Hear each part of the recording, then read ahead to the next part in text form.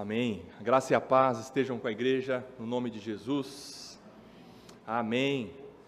Queridos, com autorização do presbitério, eu gostaria de suspender por um pouquinho de tempo, 3 domingos, eu prometo, mas se for da vontade do Senhor, se for mais, o Senhor nos direciona. Mas o meu plano é, por 3 domingos, nós estudarmos a respeito da família e entendendo que a família é um projeto divino. Então a gente suspende um pouquinho as exposições na carta de Paulo aos Filipenses.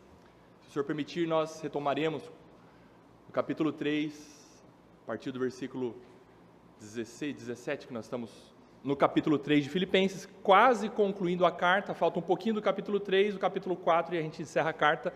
Mas vamos parar um pouquinho para nós vermos e iniciarmos hoje, com a permissão do Senhor e com a direção do Senhor para a igreja, algo e um assunto que é importantíssimo para a vida da igreja, e nós precisamos, de tempos em tempos, rever o assunto sobre família, sobre casamento, porque a família é uma instituição criada por Deus, e nós precisamos entender o que Deus tem para nós a respeito da família.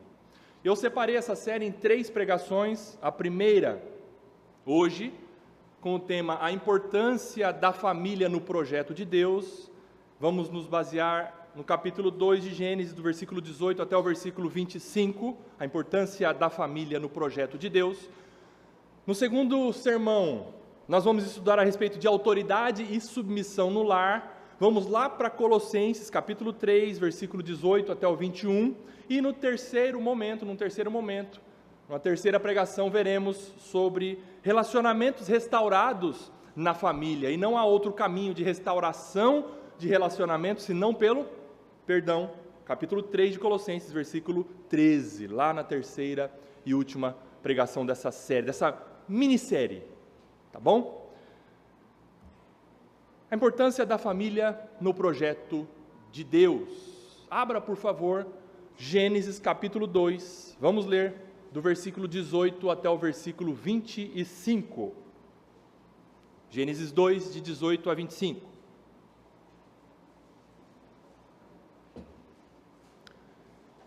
O Senhor Deus disse ainda: não é bom que o homem esteja só. Farei para ele uma auxiliadora que seja semelhante a ele. Havendo, pois, o Senhor Deus formado da terra todos os animais do campo e todas as aves dos céus, trouxe-os a Adão para ver que nome lhes daria. E o nome que ele desse a todos os seres vivos, esse seria o nome deles. O homem deu nome a todos os animais domésticos, às aves dos céus e a todos os animais selvagens. Mas para o homem não se achava uma auxiliadora que fosse semelhante a ele. Então o Senhor Deus fez cair um pesado sono sobre o homem, e este adormeceu. Tirou-lhe uma das costelas e fechou o lugar com carne. E da costela que havia tirado do homem, o Senhor Deus formou uma mulher, e a levou até ele. E o homem disse: esta, afinal, é osso dos meus ossos e carne da minha carne. Será chamada varoa, porque do varão foi tirada. Por isso, o homem deixa pai e mãe e se une à sua mulher, tornando-se os dois uma só carne. Versículo 25.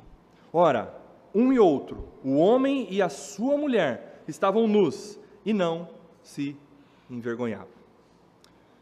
Pai Santo, desvenda, Senhor, o nosso entendimento, tire o véu, Senhor, para que nós compreendamos a Tua palavra nesta manhã, pela ação do Teu Espírito Santo possamos praticar, Pai, os Teus princípios para a família, para o casamento, para a criação de filhos. Senhor, nos ajude a isso.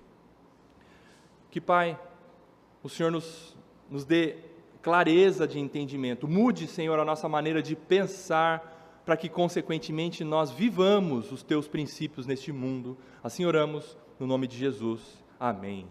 Amém. Amada igreja, este texto já deixa bem claro que a família faz parte do plano, do projeto de Deus para o mundo criado. E Deus fez a família como a célula primeira da igreja e de todos os outros segmentos da sociedade. E em se tratando de igreja, a igreja tende a ser madura, a igreja tende a ser forte na fé, a igreja tende a ser conhecedora da graça e de Jesus Cristo, quando as famílias que compõem a igreja são maduras, quando as famílias que compõem a igreja são fortes na fé, quando as famílias são conhecedoras da graça e de Jesus Cristo. Porque assim como um corpo, ele é constituído por células, e se as nossas células estiverem metabolizando bem, o nosso corpo vai estar sadio. Assim também, quando as famílias não estiverem vivendo o evangelho dentro de casa, há sim, consequentemente, um reflexo negativo, e é percebido isso na vida da igreja, é inevitável. Quando as famílias estão vivendo o evangelho, amando o Senhor, praticando a palavra de Deus no âmbito do lar, da família, isso se exterioriza, ou isso reflete na vida da igreja, é inevitável. Por isso a família, ela é a célula primeira, tanto da igreja quanto dos demais segmentos da sociedade. Tudo o que você vê no mundo hoje, meu irmão, através de noticiários, através das redes sociais, tudo o que você vê de desordem, de imoralidade, de criminalidade, você pode ter a certeza que o problema está na família. Porque o primeiro ataque de Satanás foi onde? O primeiro ataque de Satanás foi na família. E a partir dali, os princípios de Deus para a família foram corrompidos e foram distorcidos por Satanás e o homem, a mulher. A primeira família passaram então a viver avesso aos princípios de Deus para a família. Consequentemente, isso aconteceu no capítulo 3. Se você estudar a queda, a entrada do pecado no mundo, homem e mulher, depois do pecado, passaram a se confrontar. Um atacar o outro, um indicar o outro para Deus como sendo culpado do problema. Consequentemente, no capítulo 4, você vai ver o primeiro homicídio. E quem ali mata o outro? Um irmão mata o outro. É um reflexo do pecado na família. A família desestruturada. E Satanás, o intento dele foi esse. Foi desequilibrar, foi desestruturar. Mais do que isso, foi corromper os princípios de Deus para a família. E de lá para cá, as famílias estão gerando pessoas sem referenciais, segundo o propósito de Deus. Então veja a importância de nós revermos assuntos como esse, revermos biblicamente, e nós estarmos convictos de que a família é uma instituição divina, ela foi planejada, ela foi projetada, e ela foi criada por Deus. E se foi criada por Deus, Deus deixou princípios, para quê? Para nós vivermos em família, tanto no casamento quanto na criação de filhos. Nós precisamos recorrer aos princípios de Deus, para nós vermos o que Deus quer e o que Deus tem como princípio para a família. E quem é casado aqui, ou quem sabe quer casar, quem é casado foi para o casamento com conceitos já na mente. Quem quer casar vai para o casamento com conceitos próprios na mente, e também vai, e quem é casado foi para o casamento com boas intenções. Eu não acredito que ninguém aqui tenha ido para o casamento assim, eu vou me destroçar, mas eu acabo com a vida dela também. Ninguém foi para o casamento com esse tipo de intenção. Todos nós vamos para o casamento com boas intenções, com bons conceitos, mas conceitos próprios. Mas só boas intenções não funcionam. Mas conceitos próprios que nós, quem sabe, carregamos dos nossos pais, porque tem uma tradição familiar muito forte, dos nossos avós, não funcionam.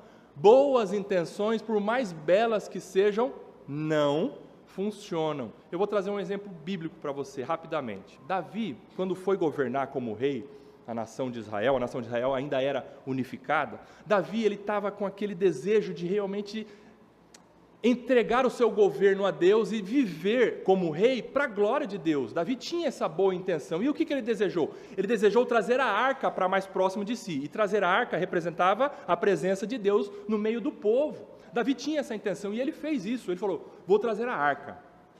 E o que ele fez? Ele teve uma boa intenção e ele buscou conceitos, quem sabe, do mundo para trazer a arca de que forma? A arca, Davi falou, tem que ser carregada num carro novo, numa carruagem nova, com vacas de primeira cria. Ok, vamos fazer isso. Vamos carregar a arca dessa forma. E o que aconteceu? Parecia que estava indo muito bem, parecia um avivamento, as pessoas estavam cantando, batendo tambor e se alegrando diante do Senhor. De repente a carruagem pega um terreno meio desnivelado, ela tomba, um homem chamado Uzá vai tentar segurar a arca, o que acontece? O homem morre. O homem morre. Naquele momento Davi ficou muito triste, ele passou semanas e semanas pensando o que aconteceu. E Davi chegou a 3 conclusões, dentre tantas, que você pode observar. 1 Crônicas capítulo 13, 1 Crônicas capítulo 13, você vai encontrar esse relato. Davi chegou em 3, quem sabe, conclusões. Deus é um Deus de vida, não é um Deus de morte, e se alguém morreu, alguma coisa está errada. Segundo, se alguma coisa está errada, não é do lado de Deus, é do nosso lado. Terceiro, se alguma coisa está errada, é porque nós não estamos cumprindo os princípios de Deus. Davi foi rever, pegou os textos lá dos levitas e ele foi buscar saber como Deus queria que transportasse a arca. Ele acertou essa situação. A arca ficou por um período na casa de Obed-edom, e a casa de Obed-edom foi abençoada sobremaneira com a presença da arca lá, mas depois Davi, acertando o ponteiro com os princípios de Deus, tudo deu certo. Vocês entenderam que boas intenções não resolvem? Nós precisamos entender que nós vivemos não por boas intenções, ou por princípios, ou por conceitos que nós trazemos de nós mesmos, ou conceitos ou tradições que nós trazemos de nossas famílias. Nós precisamos pautar as nossas vidas na palavra de Deus, nos princípios de Deus. E aí, quem sabe, a namorada, a irmã que está namorando com um ímpio, já está em julgo desigual, mesmo no namoro, e ela, com boa intenção, ela fala, eu vou pregar para esse meu namorado que é ímpio, porque ele vai se converter. Ela tem uma belíssima intenção no coração, mas ela está fora dos princípios de Deus. E se ela for com esse relacionamento para frente, não vai dar certo. É o Rodrigo que está dizendo? Não, é princípio de Deus. E tem muitas irmãs, e homens também, meninos também, jovens também, estão querendo namorar em julgo desigual, achando que Deus vai abrir uma exceção no século 21 para você. Não vai. Boas intenções não resolvem. Eu vou pregar para o meu namorado para ele se converter. Não adianta, é melhor você pregar enquanto ele é seu amigo. Pregue sim, mas não trave um relacionamento em julgo desigual. Princípio de Deus. As consequências são negativas e danosas quando nós quebramos princípios de Deus. Então, através de princípios bíblicos, Deus, ele deseja mudar pelo Espírito Santo dele conceitos errados que estão em nossa cabeça. E a partir do momento que nós nascemos de novo, que nós somos salvos pela graça de Deus, os nossos conceitos vão sendo mudados pela ação do Espírito e pela palavra. Quando você é ganho pelo Evangelho, você é regenerado, você nasce de novo, você deixa de viver os princípios que você tem na sua cabeça, você deixa de viver os princípios do mundo e você passa a viver agora o quê? Os princípios de Deus. O Espírito Santo trabalha na sua e na minha mente mudança de pensamento, mudança de conceito, e isso acontece, e Deus vai reordenando, e Deus vai centrando na palavra dEle, os princípios para a sua e para a minha vida. É assim que Deus trabalha, é dessa forma que Deus age, mudando a sua e a minha maneira de pensar, consequentemente a nossa maneira de viver. Porque, presta atenção, nós não pensamos como pensamos porque agimos como agimos. Não. Nós agimos como agimos porque pensamos como pensamos. Nós só fazemos aquilo que nós temos como conceito em nossa mente. Por isso que Deus muda, Deus não remenda ação, Deus muda mente. Deus transforma o coração. Deus muda aqui dentro para que depois a gente possa viver a palavra de Deus. Deus muda a nossa mente. Deus não remenda atitude. Deus muda aqui dentro para que a atitude seja verdadeiramente transformada. É assim que Deus faz. E com relação à família é a mesma coisa. Nós temos conceitos e nós temos boas intenções que nós temos que deixar de lado e viver os princípios de Deus para a família e para o casamento. E o pecado gerou uma desordem em nós. O pecado gerou uma desordem moral, uma desordem nos desejos e nos sentimentos. E o Espírito Santo vai trabalhando as Escrituras para reordenar, para alinhar tudo isso conforme a palavra, os princípios de Deus, colocando tudo no lugar para nós vivermos conforme Deus quer que nós vivamos neste mundo. Nós sejamos luz neste mundo. Sermão do Monte, Jesus ensinando para os seus discípulos, ele falou assim, vocês devem praticar, vocês devem viver o quê? A palavra do Pai, viver os princípios de Deus para que o mundo veja o que vocês estão fazendo e glorifiquem o Pai que está no céu. O mundo vai ver como você tem lidado com a sua família, marido. O mundo vai ver como você, mãe, tem cuidado dos seus filhos. O mundo vai ver, meu jovem, como você tem namorado. Porque muitos jovens saem da reunião do jovem no sábado e vão para um motel com a namorada. E está tudo bem, obrigado. Que mudança é essa? Que transformação de vida é essa? Deus está reordenando, Deus está mudando a nossa maneira de pensar, os nossos conceitos, para nós vivermos de acordo com os princípios de Deus. E nós precisamos entender que a família, ela não surgiu do acaso, ou ela não foi criada pelo homem, e mais, não foi o Estado que definiu a família, foi Deus que criou a família. A família é uma instituição divina. E olha a primeira família que surgiu aí, versículo 18 do capítulo 2 de Gênesis. O Senhor Deus disse ainda, não é bom que o homem esteja só, e aqui é uma alegria para o coração do homem, né? Está havendo uma esperança aqui no coraçãozinho do homem. O homem não vai ficar só. Deus não viveu só. Deus não existia só. E Ele não queria que o homem também vivesse só. Deus vivia como? Deus vivia o Pai, Filho e Espírito Santo. Ele sempre viveu em harmonia, em completa convivência das três pessoas da divindade. Deus nunca viveu só. E Ele queria que o homem desfrutasse disso também. Então Ele falou, não é bom que o homem esteja só, farei para ele uma auxiliadora que seja semelhante a ele. Agora pula para o versículo 21. Então o Senhor Deus fez cair um pesado sono sobre o homem e este adormeceu. Quem sabe Deus fez isso para o homem não dar palpite. Tirou-lhe uma das costelas e fechou o lugar com carne. Agora versículo 22. E da costela que havia tirado do homem, o Senhor Deus formou uma mulher e a levou até ele. Queridos, aqui houve o surgimento da primeira família. E família não é quando nasce filho. A família não surge quando o casal passa a ter o primeiro filho. A nossa família agora passou a existir. Não, família é no momento do casamento. Marido e esposa já constituem família, já é família. Os filhos são consequência para a família ficar mais bonita e mais completa, quando o Senhor assim permite no âmbito daquele casamento. E o que acontece aqui é que Adão já tinha um relacionamento com Deus, que era um ser superior. Adão já tinha esse relacionamento com Deus.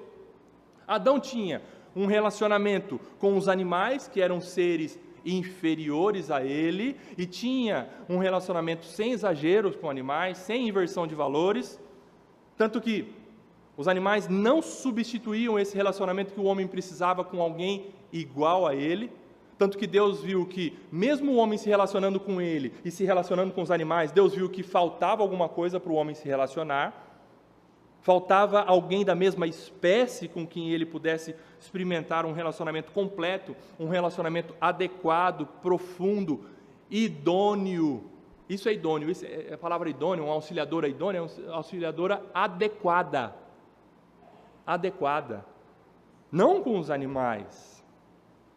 O homem não tem um relacionamento completo como ele tem com a esposa, e a mulher não tem um relacionamento completo como ela tem com o homem, e as pessoas tendem a querer ter um relacionamento completo com animais. Não tem como. A relação adequada dos seres humanos com os animais é essa daqui, ó, versículo 19 aí do capítulo 2. Ó. Havendo, pois, o Senhor Deus formado da terra todos os animais do campo e todas as aves dos céus, trouxe-os a Adão para ver que nome lhes daria. Olha só que interessante, os animais passavam perto de Adão e Adão deu nome aos animais. Foi dando nome aos seres criados por Deus. E o nome que ele desse a todos os seres vivos, esse seria o nome deles. Versículo 20. O homem deu nome a todos os animais domésticos, às aves dos céus e a todos os animais selvagens. Ponto e vírgula. Mas, encerra aí a relação do ser humano com o animal. É isso. É chamar de como é que é o nome? Totó, é chamar de mel, é chamar de... O papagaio chama de sei lá o quê. É isso. É cuidar, sim, que o Provérbios diz que o justo atenta, o justo cuida da vida do seu animal. Nós devemos, se temos um animalzinho, nós temos que cuidar, sim, mas é até aí. É até aí. É ser inferior. Faltava alguém, ponto e vírgula. Depois é o quê? Mas para o homem não se achava uma auxiliadora que fosse semelhante a ele, porque Adão olhava para o gatinho e ele tinha uma gatinha.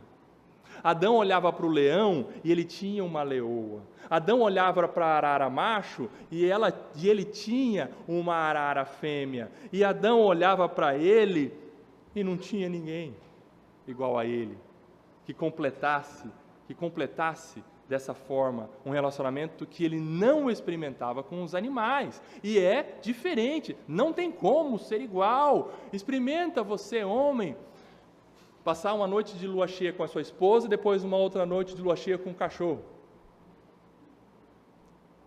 É diferente. No máximo ele vai dar uma uivada, latir só. É diferente. E Deus está mostrando isso. E Adão percebeu isso, porque Deus foi mostrando isso para Adão. Faltava-lhe algo. Faltava-lhe algo. E Deus preparou para ele. Com isso, então, o Deus Criador e maravilhoso fez um outro ser que fosse da mesma espécie, compatível, idônea para o homem, fosse semelhante ao homem, mas não criou um outro homem. Deus não criou Adão e Ivo. Deus criou Adão e Eva. Deus criou o mundo heterossexual. E infelizmente hoje nós precisamos falar enfaticamente isto. Outrora falava-se um pouco sobre a homossexualidade, sobre a unissexualidade, mas hoje o mundo está desenfreado nessas paixões corrompidas, distorcidas da homossexualidade. Então a igreja precisa ser um megafone hoje sobre a heterossexualidade.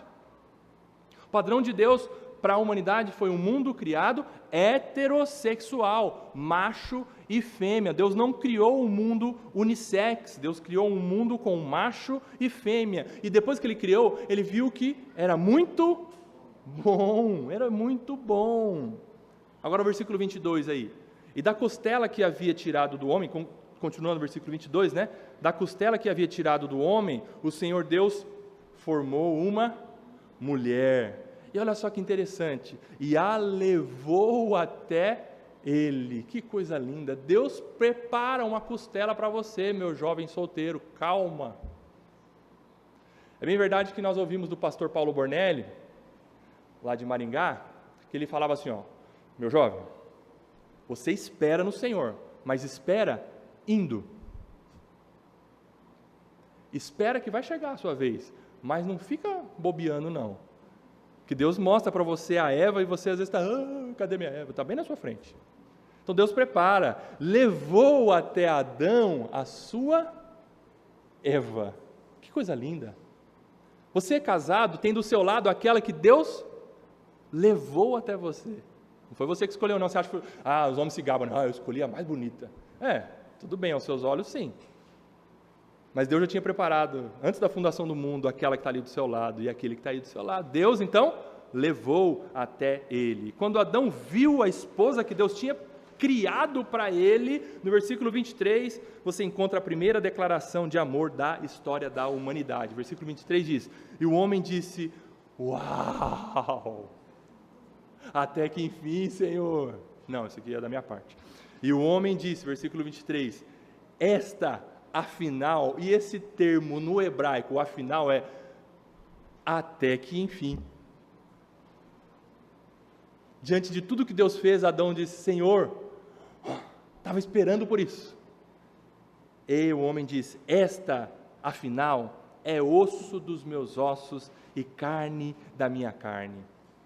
Será chamada varoa, porque do varão foi tirada. Macho e fêmea. Esse é um casamento segundo os padrões bíblicos e divinos. Por isso o casamento é um relacionamento íntimo único. Em nenhum outro relacionamento se desfruta de tamanha intimidade, senão no casamento. Só no casamento nós experimentamos uma intimidade profunda e única. Olha o versículo 24 de novo. Por isso o homem deixa pai e mãe e se une à sua mulher, agora tornando-se os dois uma só carne. Dois sendo um. Aqui não há enterro de personalidade, não. Cada um, homem e mulher, marido e esposa, tem a sua personalidade, tem a sua individualidade, mas na individualidade, na personalidade de cada um deles, eles se tornam um, eles se completam. Os dois se tornaram uma só carne. E nós vamos ver que essa expressão, mais do que somente uma relação íntima de unidade entre marido e esposa, aqui há uma referência sobre a relação sexual. Tornam-se uma só carne todo aquele que pratica a relação sexual. É isso que o apóstolo Paulo diz quando ele fala: por que o meu membro vai se tornar participante com uma meretriz? Ou seja, quando há conjunção carnal entre um homem e uma mulher, ali há união de carne. União de carne, isso no ato sexual. Olha a frase do pastor Jonas Madureira que eu trouxe aí para vocês.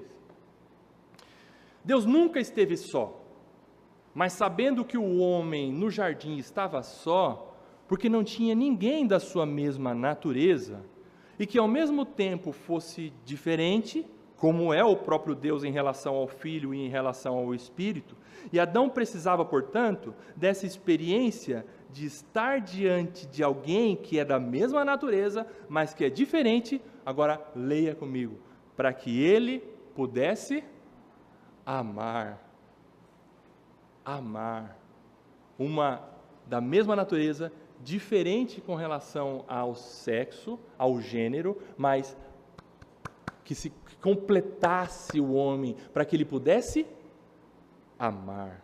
E foi isso que Deus fez. Deus reservou ao casamento um relacionamento de um homem e uma mulher, e eles só vão experimentar esse relacionamento no casamento, em nenhum outro relacionamento. Por isso que Deus escolheu o relacionamento do casamento para prefigurar o quê?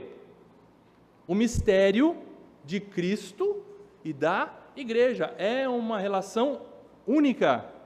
É uma relação única. O casamento, portanto, é uma relação que não há outro relacionamento igual. Por exemplo, eu tenho relacionamento com as minhas filhas, mas é até um certo limite. Não vou mais, não tem como ir mais do que aquilo. Diferente do meu relacionamento com a Rayane, a minha esposa. O meu relacionamento com ela é um relacionamento completo, de total intimidade. E assim que deve ser no casamento. E assim é o casamento, um relacionamento único, completo, de total intimidade. Agora, finalizando o versículo 24, então, como eu disse, tornando-se os dois uma só carne. Aqui há uma autorização, uma chancela de Deus para a relação sexual dentro do casamento. Relação sexual em si não é consequência do pecado, da queda. Alguns pensam que relação sexual surgiu na humanidade depois do capítulo 3 de Gênesis, irmão. Antes estava tudo bem, estava tudo resolvido, ninguém falava em sexo. Não. Deus criou o órgão genital masculino e o órgão genital feminino, e no âmbito do casamento existe sim os dois tornando-se uma só carne. Não é pecado dentro do âmbito do casamento. Alguns, houve até relato no passado, um pastor nosso contou que um casal falou para ele assim, um casal que veio do catolicismo e eles, no momento da relação sexual, eles viravam um santinho para a parede com a carinha para lá para não olhar os dois naquele momento. É um entendimento errado.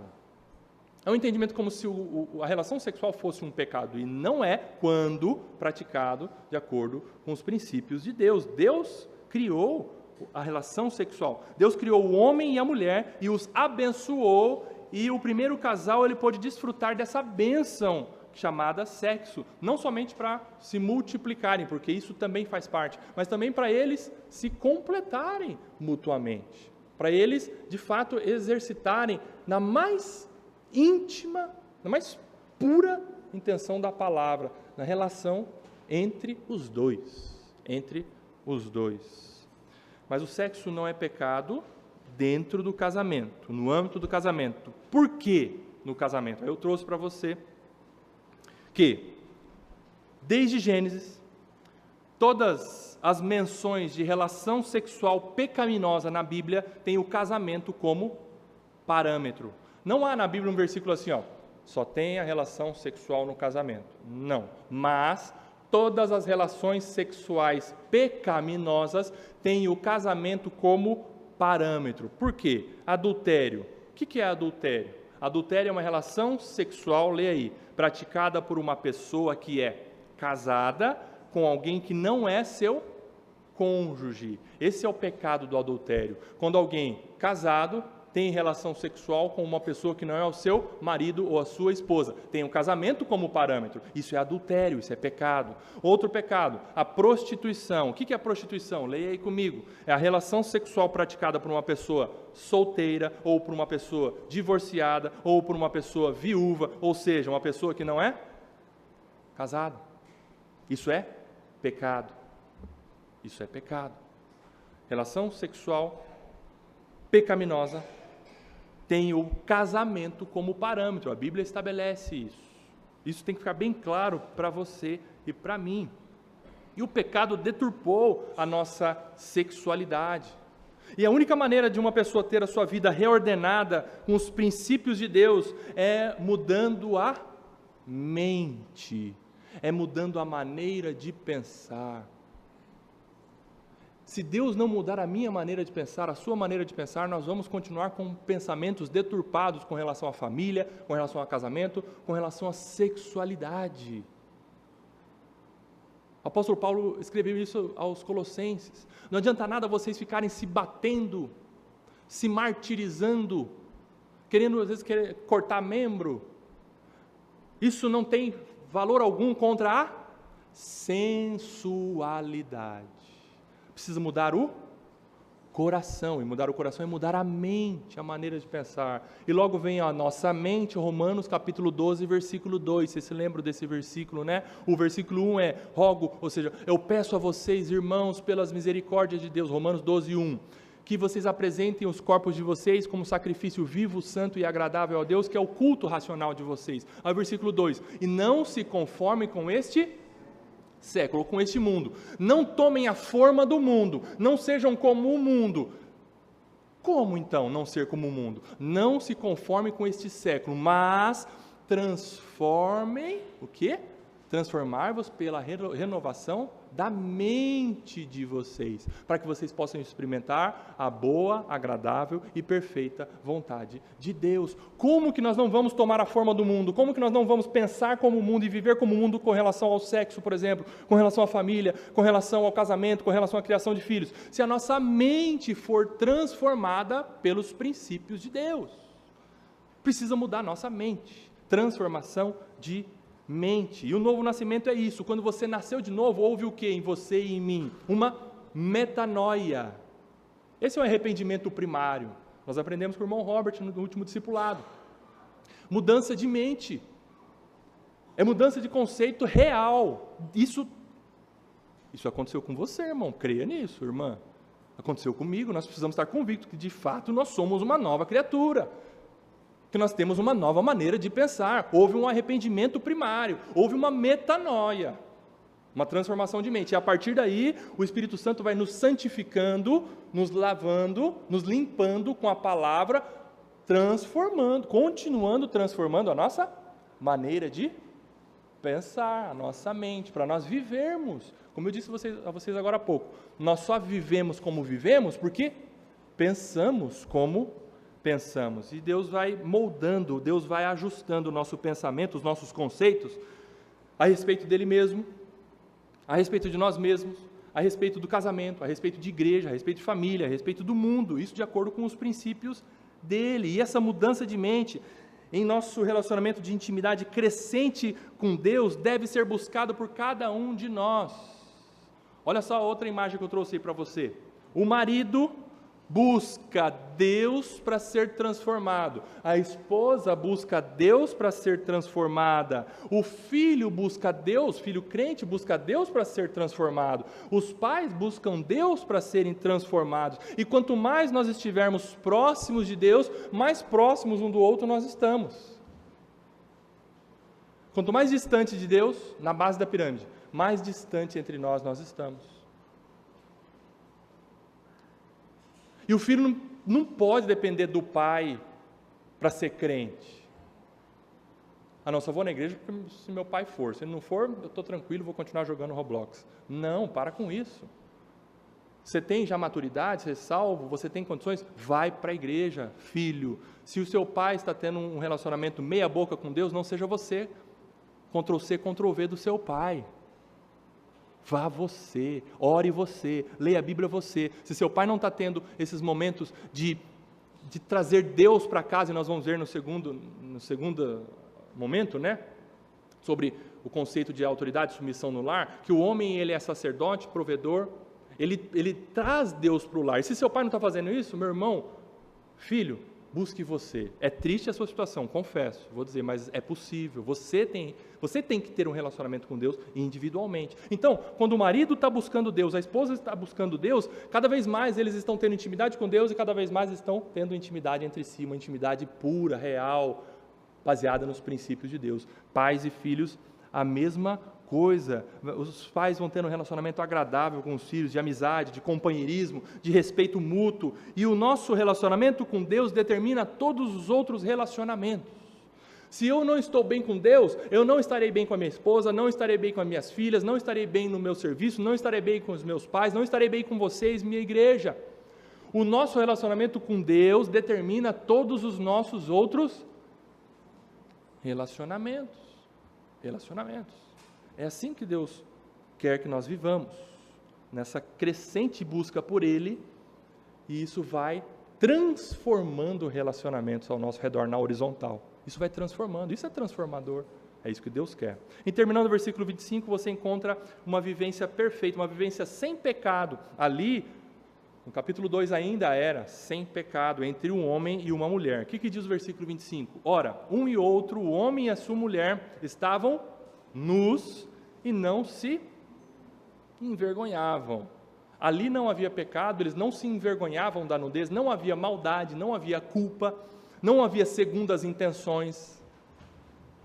Eles estavam nus e eles estavam bem, eles estavam vivendo ali de forma perfeita em santidade diante de Deus e um para com o outro. Só que o pecado foi a maior tragédia que aconteceu na humanidade. O pecado, ele deformou tudo de bom que Deus tinha feito.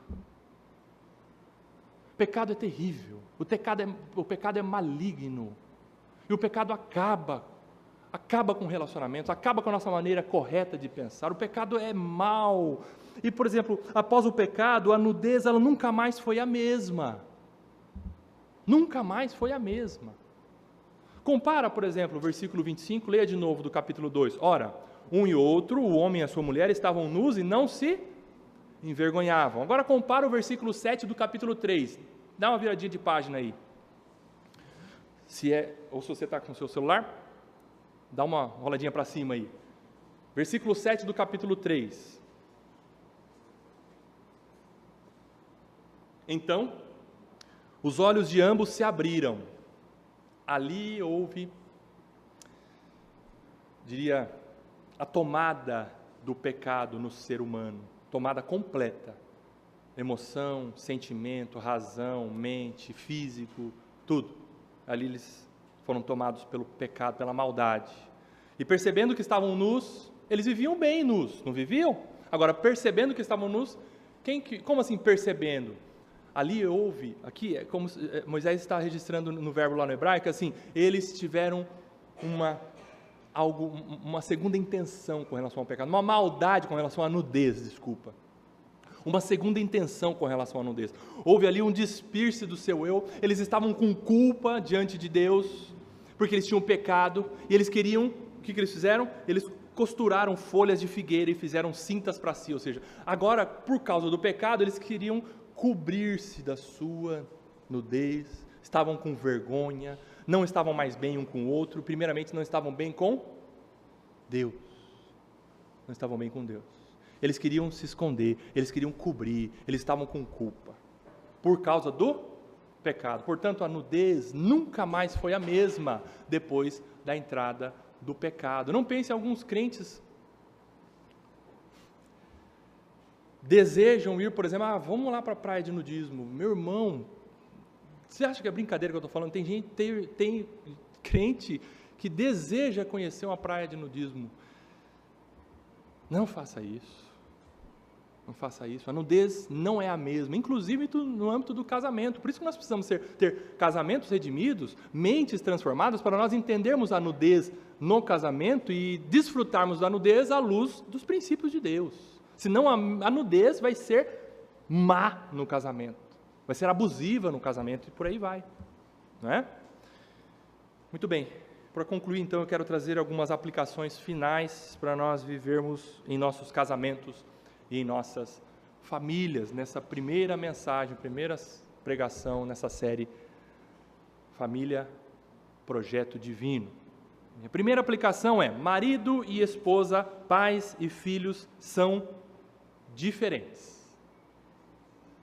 Parece óbvio, e é óbvio, mas muitas vezes a gente se esquece disso, né?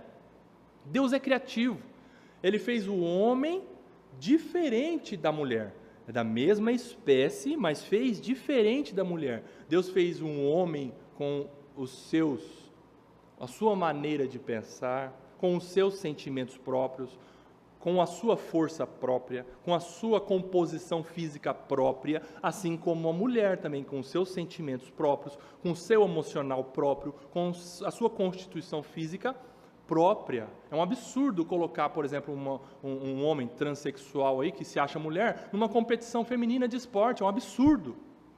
Absurdo. Isso é corrupção da mente. Está vendo como a mente do ser humano é má? Homem é homem, mulher é mulher. Os filhos também são diferentes. Há diferença entre os irmãos. E uma demonstração de falta de sabedoria é querer e forçar que o outro veja a vida como eu vejo, tentando mudar o outro. É o marido tentando fazer com que a mulher veja a vida como ele vê. É a mulher tentando fazer com que o marido veja a vida como ela vê. Isso gera muito atrito.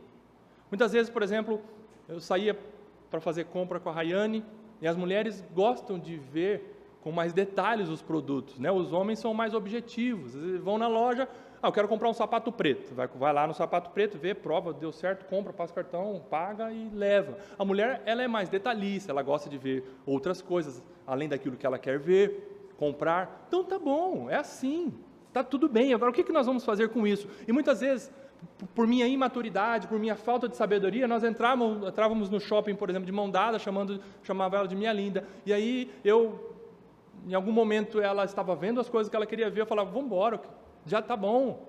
Eu feria e era grosso com ela, a gente entrava no shopping de mão dada, a gente saía do shopping de mão não dada. Chegava no caixa, um não querendo olhar para o outro. E ela entrava no carro chorando, por quê? Porque eu precisava e ainda preciso aprender, entender com sabedoria que o homem é diferente da mulher. Isso é uma realidade, e eu não posso mudar, eu não vou conseguir mudar ela. Isso não, e tem que ser assim mesmo. Nós temos que celebrar as diferenças, nós temos que compreender as diferenças, isso que acontece. Compreender e celebrar a diferença é algo que nós precisamos viver no nosso casamento e na nossa família, porque se nós não entendermos isso, não compreendermos isso e não celebrarmos as diferenças, nós usaremos as diferenças como munição para a briga. Você não faz do jeito que eu faço, eu sou o homem, tem que ser desse jeito. Quem falou que tem que ser do jeito do homem, como o homem pensa? Ou a mulher também, agora, do jeito que eu faço, tá? Você é homem, você não entende. Calma, vamos juntar os dois pensamentos, então? Não é assim. Então, não entender, ou seja, não celebrar, não compreender as diferenças, gera atrito e muito. E Deus é criativo, Deus nos fez diferentes. Olha os filhos, se você tem mais de um filho, você olha para um, olha para o outro e fala, meu Deus, que diferença. Não é cópia, não é cópia. Mesmo gêmeo, não é cópia. Deus fez um filhinho diferente do outro filhinho, ou um filhinho diferente da filhinha, ou a filhinha diferente da filhinha. Um gosta de tocar violão e Deus deu o dom de música para um, e para o outro ele se pergunta, para que corda no violão? Não tem dom, não quer saber. São diferentes. Um gosta de correr, de fazer exercício, de descer, de se movimentar. O outro gosta de ficar no sofá assistindo série. E o sofá é o amor da vida dele. Tá bom. Tudo bem. Aprenda. Nós temos que aprender a entender essas diferenças. O que fazer com isso? Buscar a sabedoria de Deus para compreender e celebrar as diferenças. Um é tranquilo, filho tranquilo, pacato, né? Não se irrita com nada. O outro é o 100%, o 100 graus Celsius, né? Que faz a água ebulir. Qualquer coisa já deixa o outro filho irritado, bravo. O que é tranquilo é até bobo. Você tem que ajudar ele a não ser bobo na escola, senão leva a pedala robinho dos outros. E o outro você tem que frear, tem que puxar. Não, calma, vem cá. Então são diferentes. Há essa diferença e nós precisamos buscar entender, buscar em Deus sabedoria para lidar com tudo isso, porque há diferença entre homem e mulher e entre filhos. Buscarmos celebrar as diferenças para que elas não virem munição para disputas. Segunda aplicação, casamento e família não são o supremo propósito da vida. Você está casado, né? Você está descobrindo isso agora, né? Casamento e família não são o supremo propósito da vida. Eu vou dizer com todas as letras em nome de Jesus. Casamento e família são bênção. Dádiva de Deus. Importantíssimos no plano de Deus, como nós estamos vendo hoje. É a célula máter da sociedade, poderíamos dizer, né? Casamento e família, para Deus, tem um valor altíssimo. Mas casamento e família não são o supremo propósito da vida, não podem ser. A gente corre o risco de colocar as dádivas de Deus no lugar de Deus em nossas vidas. E se você deseja se casar, você que é solteiro, você acha que você vai se realizar num casamento, eu vou dizer para você, quem sabe na semana da lua de mel você vai se frustrar.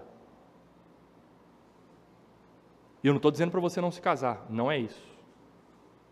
Estou dizendo para você, case-se com o entendimento correto, com os princípios bíblicos na sua mente, para você ir com um casamento avisado, né?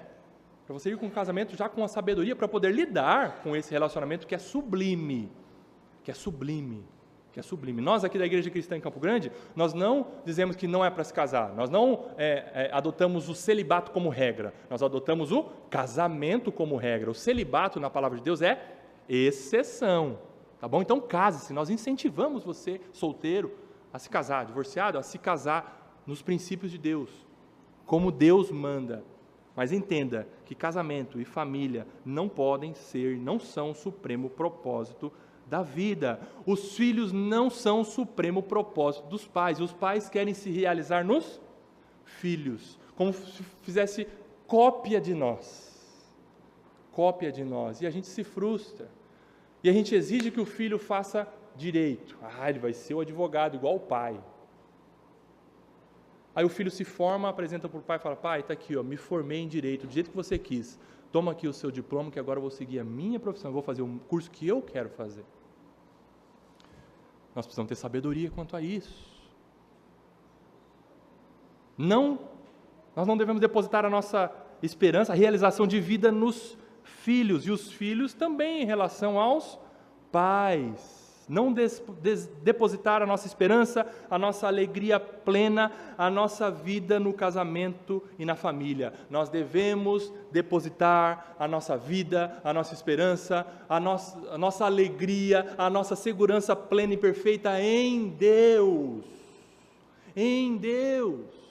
Jeremias, abra lá rapidinho, Jeremias capítulo 9, olha só o supremo propósito da vida para você e para mim, tendo família, tendo casamento, tendo filhos, tendo profissão, por exemplo, às vezes a gente deposita a nossa confiança na profissão, né? Nossa, minha profissão é top, sou concursado, de repente Deus manda algo que acontece no Brasil e acaba com os concursados são exonerados, e aí acaba tudo, e aí o seu chão cai. Profissão não é o supremo propósito da vida. Jeremias capítulo 9, versículo 23 e versículo 24, você vai ver o supremo propósito da vida. Assim diz quem? O Senhor. Não se glorie o sábio na sua sabedoria.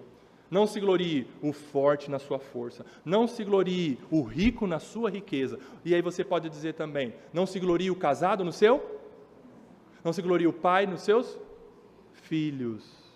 Mas aquele que se gloriar, glorie-se nisso, e Deus está dizendo para você e para mim nesta manhã, a nossa glória, a razão do nosso viver é conhecer a Ele, e saber que eu sou o Senhor, e eu faço misericórdia, juízo e justiça na terra, porque destas coisas, do que? De se gloriar nele, eu me agrado, Deus se agrada de você e de mim, quando nós nos gloriamos nele, quando a nossa vida é dele, quando nós dependemos dele, quando a razão da nossa existência é Ele, Ele se agrada, e você acha que Ele não vai te abençoar, quando você se agrada nele? Claro que vai, ainda que você não tenha família, nem filhos, nem nada, ainda que você perca tudo na sua vida, mas se você tem Deus, você tem tudo.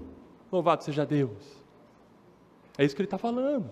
No que se gloriar, glorie-se nisso, em me conhecer e saber que eu sou Deus, e faço justiça, juízo, misericórdia na terra, porque destas coisas eu me agrado, diz o Senhor. Deus deve ser o supremo propósito das nossas vidas. E aí, com esse ponteiro acertado, todas as outras coisas entrarão no eixo, estarão no seu devido lugar: família, casamento, filho, profissão, igreja, ministério, tudo isso vai estar dentro do prumo, quando nós colocamos Deus em primeiro lugar, ou buscamos glorificar a Deus. A razão da minha vida é Deus.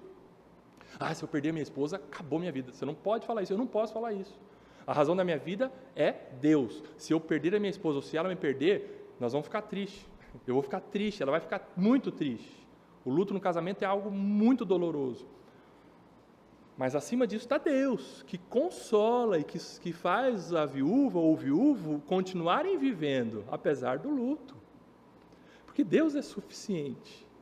Deus é tudo do que nós precisamos. A esposa não, o marido não, os filhos não. Deus é tudo que nós precisamos. Amém? E terceira e última aplicação, então, esqueça o mito do casamento perfeito. Esqueça o mito do casamento perfeito e da família perfeita. Não existe casamento perfeito, não existe família perfeita e, consequentemente, não existe igreja perfeita. Todos nós estamos no processo de salvação, de aperfeiçoamento, e nós vamos chegar lá. É o que nós vamos ver, se Deus permitir, depois que acabar com essa série sobre família. Nós vamos continuar as exposições de Filipenses. Capítulo 3 de Filipenses, Paulo, exatamente, nós vamos continuar do versículo 12, que diz assim, não que eu já tenha recebido isso, ou seja, se você voltar um pouquinho, Paulo disse que ele era judeu puro sangue, hebreu de hebreus, circuncidado ao 8º dia, ele era o cara, mas ele viu que tudo isso era lixo para ganhar a Cristo, ou seja, nada do que ele vivia como religioso fariseu garantiu a salvação para ele, somente Cristo. A justificação é pela fé somente em Cristo Jesus. Paulo entendeu isso. Ok, fui salvo, minha vida é de Jesus, mas agora como eu vou viver aqui? Paulo mostra a partir do versículo 12 do capítulo 3 de Filipenses. Não que eu já tenha recebido isso ou já tenha obtido a perfeição. Paulo diz, eu não alcancei a perfeição ainda, mas o que ele faz? Mas prossigo para conquistar aquilo para o que também fui conquistado por Cristo Jesus. Veja, nós não chegamos na perfeição, mas nós desejamos viver, nós desejamos crescer, nós desejamos amadurecer na fé.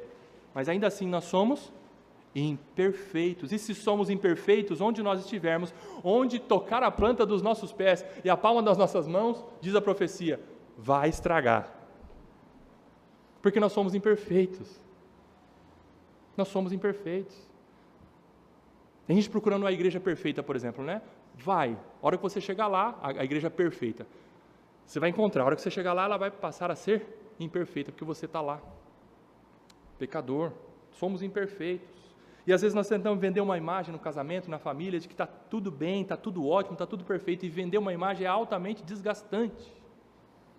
Chega uma hora que a gente não consegue mais chegar num patamar, chegar num nível de perfeição que nem nós conseguimos alcançar, é desgastante. E aí a gente vende uma imagem, a gente finge que está tudo bem e os outros fingem que acreditam. Não existe. Vamos deixar o mito do casamento perfeito. Os filhos acham que os pais, o pai e a mãe são perfeitos. É a razão da vida deles. E sim, a criancinha, se você perguntar para uma criancinha de 4, 5, 6 anos, fala assim, ó, você quer perder Deus ou seus pais? Sabe o que ela vai falar? Eu quero perder Deus. Os meus pais, é tudo para mim, é a minha segurança. Isso é normal, está no coraçãozinho da criança. Por quê? Porque o pai é perfeito, a mãe é super heroína. Os pais são perfeitos para aquela criancinha, mas vai passar o tempo que a máscara vai cair em casa. E os filhos vão ver que os pais são imperfeitos, que o papai erra, que a mamãe erra, que o pai exagera, que a mãe faz coisa errada, e que, diante disso, o evangelho tem que ser vivido no lar, de tal forma que, porque nós pecamos, nós temos que consertar, pedir perdão. Isso é vida de evangelho no lar. E o filho vai entendendo que, verdade, meu pai não é perfeito, mas o meu pai e minha mãe, eles se esforçam para viver uma vida séria com Deus. Quando meu pai erra, ele pede perdão. Quando minha mãe erra, ela vem e pede perdão para mim.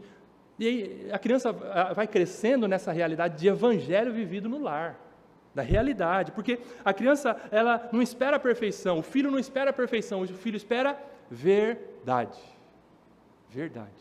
E é isso que nós devemos viver em nossos lares, com um desejo sincero de transformação, de mudança. Nunca chega assim, ó, na mesa, o pai chega na mesa e a família reunida fala, a partir de hoje nunca mais eu vou fazer isso que eu fiz de errado, viu filho, viu filha, viu esposa?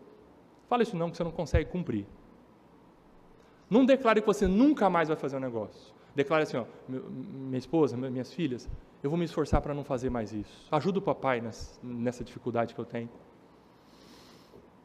Eu vou me esforçar. Eu quero ser melhor. Mas eu sou fraco, eu sou falho, eu preciso da oração de você, minha filhinha, minha filha, minha esposa, eu preciso de você.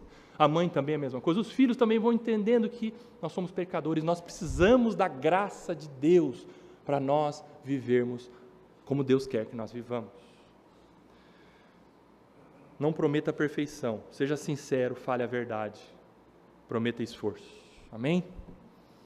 Acho que aqui essa é a base, né, para nós avançarmos nas duas outras pregações. Se o Senhor permitir, na próxima nós veremos sobre o princípio, né, de autoridade e submissão no lar, sobre a esposa, sobre o marido, sobre os filhos, sobre os pais. Veremos que a palavra de Deus tem princípios para isso também. E nós vivemos, para a glória do Senhor, como as famílias são paradigmas, que são modelos, ou que fazem a diferença nesse mundo a respeito de autoridade e submissão.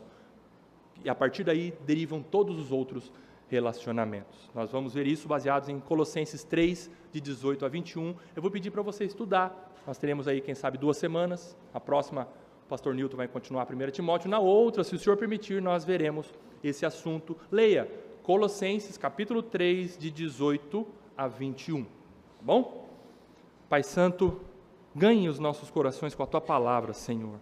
Que o nosso desejo prazeroso, sincero, com temor, seja praticar e viver a Tua palavra, Senhor, para a honra e glória do Senhor e para o bem dos nossos casamentos, das nossas famílias e da nossa igreja. No nome de Jesus, amém.